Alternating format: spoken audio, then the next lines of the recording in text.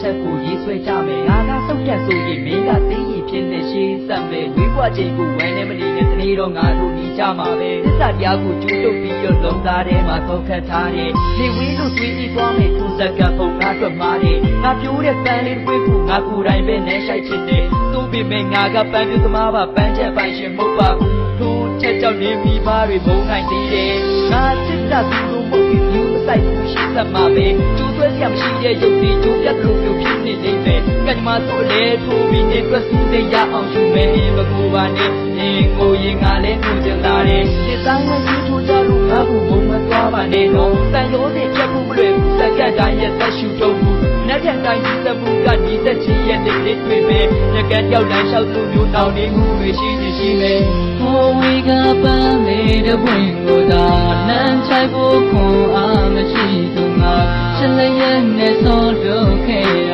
တွေမဲတော့မသိနိုင်ဘူး